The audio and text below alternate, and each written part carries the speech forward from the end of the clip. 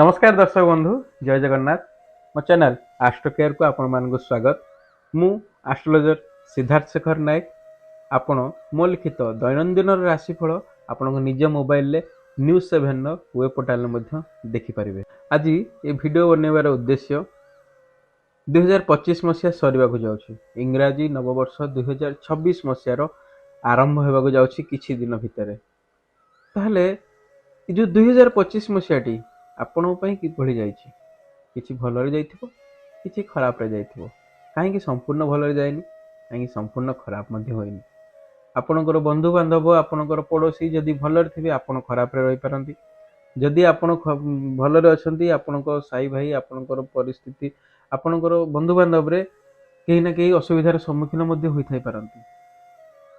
जदि सी ऊपर को उठी जाइछंती आपणकर एते डेवलपमेंट हेई पारनी, जदि आपणकर कहार डेवलपमेंट हेइछि आउ कहार आपणकर जनाशुनारे कहार डेवलपमेंट होई पारनी। ये जो जिनस गुड़िक कहीं हुए समस्ते कर्म करुछंती समस्ते निज पेट पई खटुछंती तापरे मध्य किछि लोक आलस्यता आसुछि किंतु किछि लोक कर्मठ होई कार्य करि चलछंती। आलस्यता कहीं आसुछि यार कि या पछरे निश्चिंत किछि कारण अछि।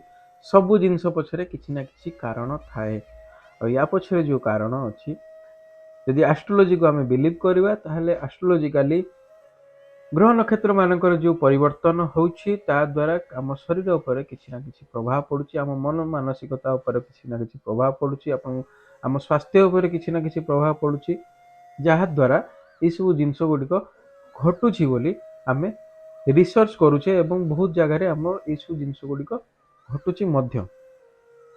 तो 2025 जो चेंज होगा जाउछि 2026 आरंभ होगा जाउछि 2026 मसीह वृष राशि बा वृष लग्नर व्यक्ति विशेष मानक पई ए वर्षटी किपर रहइबो से विषय रे हमें संपूर्ण भाव आलोचना करबा। शिक्षा स्वास्थ्य चाकरी रोजगार दाम्पत्य जीवन पारिवारिक जीवन भाई भौणी सहित संपर्क बा कौन चाकरी बा विदेश जोग रहिबो कि नहीं से विषय हमें डिटेल्स रे एनालिसिस करबा। बहुत रिसर्च कला परे मु स्क्रिप्ट तैयारी करूछि एवं आपन को यूट्यूब माध्यम रे आपण से जिनस गुड़िक संपूर्ण मागणा देखि पारुछंती।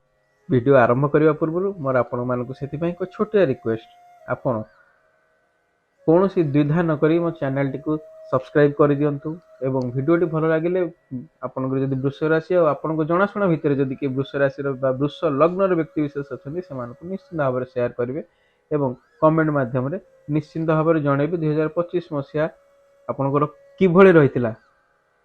चलतु भिडियोटी आरंभ करवा पूर्व जाणी रखा वृष राशि 2026 मसीह ग्रह नक्षत्र मानकर स्थिति कौन रही। वृष राशि 2026 मसीह शनि आपणकर एकादश भाव में रे एवं राहु वर्ष सारा एकादश भाव रे शनि एवं राहु आपणकर दशम रे एवं केतु आपन चतुर्थ भाव रे ए स्थिति एक विशेष जोग सृष्टि करे जहाँ वृष राशि व्यक्ति विशेष मान अनेक परिवर्तन आनिबार क्षमता रखे। कर्मक्षेत्र हो आपणकर आर्थिक जोग हो बहुत किछि परिवर्तन आसीबो। बृहस्पति आपणकर जून 2 तारिख पर तृतीय भाव को स्थानांतर करेंगे, द्वितीय भाव रु आपन को तृतीय भाव को स्थानांतर करेंगे जहाँ मध्य आर्थिक क्षेत्र को बहुत मात्रा प्रभावित करता है। यदि आम आर्थिक क्षेत्र बा आर्थिक समृद्धि कथा देखा ताले वृष राशि व्यक्ति विशेष मानक जातक जातिका मानक आर्थिक क्षेत्र में आप अभूतपूर्व सफलता निश्चित भाव में पाइबे। दशम भाव में जो राहुंकर जो प्रभाव रही ताहले आपण अत्यंत माने उच्च पदवी बा सामाजिक क्षेत्र में आपणकर गोटे भल डेभलपमेंट जहाँ रहिबो ताले विपुल जश भी आपन को ए वर्ष 2026 मसीह मिल पारे।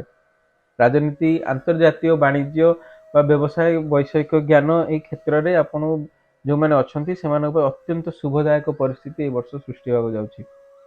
एकादश शनि जो स्थिति रही आपणकर इनकम को गोटे कंटिन्यूअस फ्लो रे रखिबो। आपण केबे अप डाउन होबा को विशेष दबो नहीं एवं आपणकर जो बड़ बड़ इच्छा किछि रही ताहले ए वर्षटी आपन को पूरण करिवार बहुत हेल्पफुल रहइबो। आर्थिक दिगरु जो देखिबा जिबा वृष राशि बा वृष लग्नर व्यक्ति विशेष मानक पई अत्यंत शुभदायक रहइबो। पारिवारिक क्षेत्र बा पारिवारिक स्थिति को जदि आम नजर करबा ताहले वर्षटी आपन को ए क्षेत्र में मिश्र फल प्रदान करिवो। चतुर्थ भाव में जो केतुंकर जो उपस्थिति रहिबो केतुंक उपस्थिति जोगु आपनकर माने गृह सुख रे सामान्य किछिटा विडंबना मध्ये आसी पारे।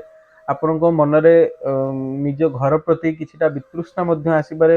ମାନେ ଆପଣଙ୍କର ଯୋଉ ମାତାଙ୍କର ସ୍ୱାସ୍ଥ୍ୟ ସମସ୍ୟା ହଉ ବା ପିତାଙ୍କର ସ୍ୱାସ୍ଥ୍ୟ ସମସ୍ୟା, ସନ୍ତାନ ସନ୍ତତିଙ୍କର ସ୍ୱାସ୍ଥ୍ୟ ସମସ୍ୟାକୁ ନେଇକି ଆପଣ ଟିକେ ଟେନସନରେ ମଧ୍ୟ ଏ ବର୍ଷ ରହିପାରନ୍ତି। ଜମି ଯାନବାହନ କିଣିବାରେ ସାମାନ୍ୟ ଯଦି ଇଚ୍ଛୁକ ଥାନ୍ତି ଆପଣ, ସାମାନ୍ୟ ମଧ୍ୟ ବିଳମ୍ବ ଯୋଗ ଦେଖା ଦେଇପାରେ। ତେବେ ବୃହସ୍ପତିଙ୍କର ଯୋଉ ଦ୍ୱିତୀୟ ଭାବରୁ ଶୁଭ ଦୃଷ୍ଟି ଯୋଗୁଁ ବର୍ଷର ଯୋଉ ପ୍ରଥମାର୍ଦ୍ଧ ରହିଛି ଜୁନ 2 ତାରିଖ ପର୍ଯ୍ୟନ୍ତ, ତା ଭିତରେ ଆପଣ ଚାହୁଁଥିବା ଜିନିଷ ଗୁଡ଼ିକ ସମାପନ କରିଦେବା ନିହାତି ଆବଶ୍ୟକତା ରହିଛି। ଆପଣଙ୍କର କଥାବାର୍ତ୍ତାରେ ମାଧୁର୍ଯ୍ୟ ରହିବ, ଯାହା ଫଳରେ ଆପଣଙ୍କର ଦାମ୍ପତ୍ୟ ଜୀବନଟା କିଛି ମାତ୍ରାରେ ମଧୁର ହୋଇପାରିବ। ଯଦି କିଛି ଖରାପ ପରିସ୍ଥିତି ଅଛି ତାହା କିଛି ମାତ୍ରାରେ ମଧୁର ମଧ୍ୟ ହୋଇପାରିବ। ସେଥିପାଇଁ ଆଦୌ ଚିନ୍ତା କରିବାର ଆବଶ୍ୟକତା ନାହିଁ। ଶିକ୍ଷା ବା ସ୍ୱାସ୍ଥ୍ୟ କଥା ଯଦି ଦେଖିବା, ତାହେଲେ ଶିକ୍ଷା କ୍ଷେତ୍ରରେ ଛାତ୍ରଛାତ୍ରୀମାନଙ୍କୁ କଠିନ ପରିଶ୍ରମ କରିବାକୁ ପଡ଼ିପାରେ। ଚତୁର୍ଥ ସ୍ଥାନରେ ଯୋଉ କେତୁଙ୍କର ଯୋଉ ଆଧିପତ୍ୟ ରହିଛି, ମନରେ ନିଶ୍ଚିନ୍ତ ଭାବରେ ଅସ୍ଥିରତା ଆସିବ, କନସେନ୍ଟ୍ରେସନରେ ଯାହା ହେଲେ ବି ଅଭାବ ରହିବ। କିନ୍ତୁ ବୃହସ୍ପତି ଗୁରୁଙ୍କର ଯୋଉ ଶୁଭ ଦୃଷ୍ଟି ରହିବ, ତା ସମସ୍ୟାକୁ କିଛି ମାତ୍ରାରେ ଦୂର କରିବାରେ ହେଲ୍ପଫୁଲ ହେବ। ସ୍ୱାସ୍ଥ୍ୟ ସାମଗ୍ରିକ ଭାବରେ ଏ ବର୍ଷଟି ଆପଣଙ୍କର ଠିକଠାକ ରହିବ।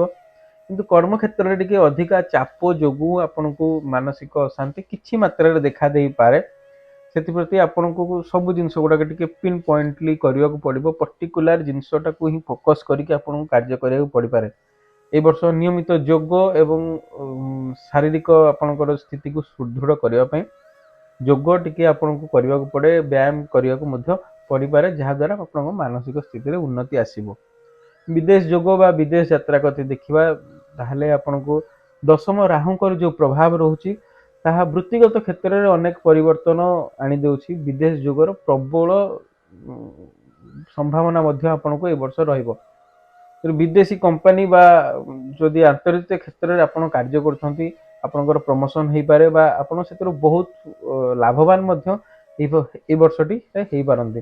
ବୃହସ୍ପତିଙ୍କର ଯୋଉ ଚଳନ ଜୁନ 2 ତାରିଖ ପରେ ରହିବ, ତାହା ଆପଣଙ୍କର କାର୍ଯ୍ୟକ୍ଷେତ୍ରରେ ଅନେକ ଭାବରେ ପରିବର୍ତ୍ତନ ଆଣିବ, ଯାହା ଆପଣଙ୍କୁ ଲାଭଦାୟକ ମଧ୍ୟ ସାବ୍ୟସ୍ତ ହେବାର ସମ୍ଭାବନା ରହିଛି ଏବଂ ହେବ ନିଶ୍ଚିନ୍ତ ମଧ୍ୟ। ପ୍ରତିକାର ସ୍ୱରୂପ ଯଦି ଆମେ ଦେଖିବାକୁ ଯିବା, ଏଇ ବର୍ଷ ଆପଣଙ୍କର ତ ଅନେକ ପ୍ରକାର ଶୁଭ ଫଳ ରହିଛି। ଯଦି ଶୁଭ ଫଳକୁ ବଢ଼େଇବାକୁ ଚାହୁଁଛନ୍ତି ଆଉ କିଛି, ତାହେଲେ ଶନିଙ୍କର ପ୍ରତିକାର ଉଦ୍ଦେଶ୍ୟରେ ପ୍ରତି ଶନିବାରରେ ଆପଣ ଟିକେ ଶନି ମନ୍ଦିର ଯାଆନ୍ତୁ। ଶନି ମନ୍ଦିରରେ ଟିକେ ରାଶି ତେଲ ବା ସୋରିଷ ତେଲରେ ଗୋଟେ ଦୀପଟିଏ ନିଶ୍ଚିନ୍ତ ଭାବରେ ଶନିଙ୍କ ଉଦ୍ଦେଶ୍ୟରେ ଆପଣ ପ୍ରଦାନ କରନ୍ତୁ। ଯଦି ଗରିବ ଲୋକଙ୍କୁ ଖାଇବାକୁ ଦେବାକୁ ବା କିଛି ଦାନ ଧର୍ମ କରିବାକୁ ଆପଣଙ୍କର ସକ୍ଷମତା ଅଛି, ନିଶ୍ଚିନ୍ତ ଭାବରେ ଦାନ ଧର୍ମ କରନ୍ତୁ, ଦାନରେ ପୁଣ୍ୟ ମିଳେ। ଏବଂ ଗୁରୁବାର ଦିନ କିଛି ହଳଦିଆ କପଡ଼ା ବା ବସ୍ତ୍ର ଆପଣ ଗରିବ ଲୋକଙ୍କୁ ମଧ୍ୟ ସାହାଯ୍ୟ କରିପାରିବେ, ଯାହାଦ୍ୱାରା ବୃହସ୍ପତି ଆପଣଙ୍କର ଆଉ ଟିକେ ଷ୍ଟ୍ରଙ୍ଗ ହେଇଯାଆନ୍ତି। ତ କିନ୍ତୁ ଆଉ ରାହୁ କେତୁଙ୍କର ଯଦି ଆମେ ପ୍ରତିକାର କରିବାକୁ ଯିବା, ପ୍ରତି ଦିନ ଆପଣ ଗଣେଶଙ୍କର ବୀଜ ମନ୍ତ୍ର ନିଶ୍ଚିନ୍ତ ଭାବରେ ଜପ କରିପାରିବେ। ଯଦି ଭିଡ଼ିଓଟି କିଛି ଇନଫର୍ମେଟିଭ ଆପଣଙ୍କୁ ଲାଗିଥାଏ, ତାହେଲେ ମୋ ଚ୍ୟାନେଲକୁ ସବସ୍କ୍ରାଇବ କରିବାକୁ ଭୁଲିବେ ନାହିଁ ଏବଂ ଫ୍ରେଣ୍ଡ ଏବଂ ଫ୍ୟାମିଲିରେ ନିଶ୍ଚିନ୍ତ ଭାବରେ ସେୟାର କରିବେ। ଯଦି ଆପଣଙ୍କର ଏଇ ବୃଷ ରାଶି ବା ସବୁ ରାଶିର ରାଶିଫଳ ବିଷୟରେ ଜାଣିବା ପାଇଁ ଆପଣ ସେୟାର ମଧ୍ୟ କରିପାରିବେ। ଜୟ ଜଗନ୍ନାଥ।